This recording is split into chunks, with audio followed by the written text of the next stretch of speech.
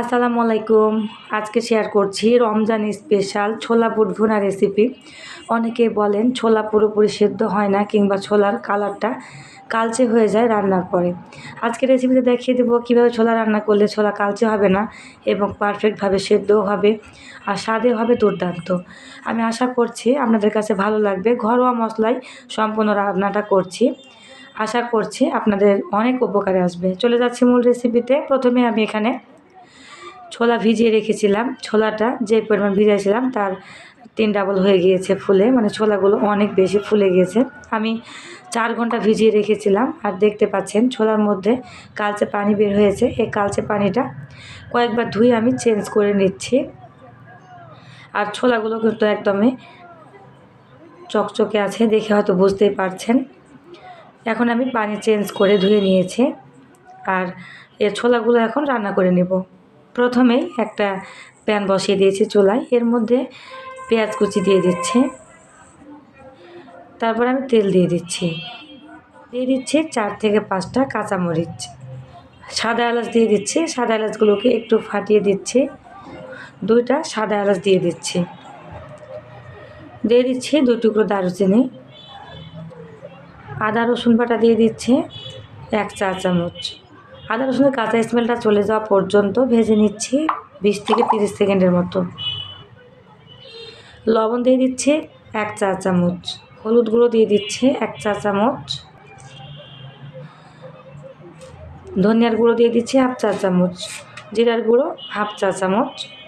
এবার এই শুকনো মশলাগুলো দেওয়ার পর আমি মশলাগুলোকে একটু কষিয়ে নিচ্ছি 5 থেকে 6 সেকেন্ডের মতো। শুকনো মশলাগুলো দিলে নিচে লেগে যায় কিংবা পুড়ে যাওয়ার ভয় থাকে, তাই অল্প একটু পানি অ্যাড করে দিয়ে এই মশলাটাকে কষিয়ে নিচ্ছি। মশলা থেকে তেল ছেড়ে দেওয়া পর্যন্ত কষিয়ে নিতে হবে। দেখতে পাচ্ছেন তেলগুলো আলাদা হয়ে গিয়েছে মশলা থেকে। এই পর্যায়ে অ্যাড করে দিচ্ছি ছোলাগুলোকে। এখন ছোলাগুলোকে মশলার সাথে মিশিয়ে নিচ্ছি। এখন কষিয়ে নিচ্ছি একটু সময় দিয়ে। এই ছোলাগুলোকে কষিয়ে নিলে মাংস রান্নার মতো ঘ্রাণ পাওয়া যায় আর মাংস রান্নার মতো টেস্টিও হয়, তাই একটু সময় দিয়ে কষিয়ে নিচ্ছি। আর আমি কিন্তু কোনো আলু ব্যবহার করছি না। অনেকে বলেন আলু দিয়ে রান্না করলে টেস্টি হয়, আসলে তা না। আলু দিয়ে রান্না করলে এক রকমের স্বাদ হয় আর আলু ছাড়া রান্না করলে আর এক রকমের স্বাদ হয়। আমি আশা করব আপনারাও কিন্তু এইভাবে আলু ছাড়া একবার ছোলা রান্না করে দেখবেন। প্রায় 10 থেকে 15 মিনিট সময় দিয়ে এই ছোলাগুলোকে কষিয়ে নিয়েছি। হয়তো আপনারা দেখে বুঝতে পারছেন আস্তে আস্তে কিন্তু কালার চেঞ্জ হয়ে যাচ্ছে। ভালোভাবে কষিয়ে নেওয়া হয়ে গেলে পানি অ্যাড করে দিচ্ছি। পরিমাণ মতো পানি দিয়ে দিচ্ছি। এখানে আমি কুসুম গরম পানিটা অ্যাড করেছি। একেবারে ঠান্ডাও না আবার গরমও না, তবে গরম পানিটা অ্যাড করার চেষ্টা করবেন।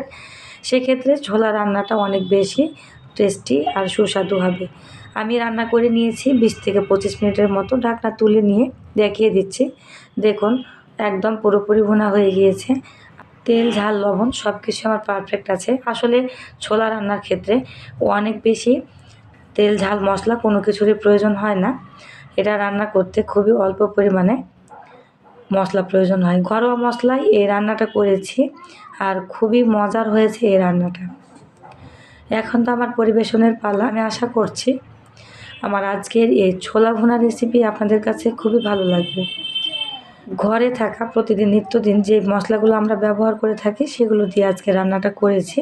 আশা করছি আপনাদের কাছে ভালো লাগবে এবং আপনাদের উপকারে আসবে।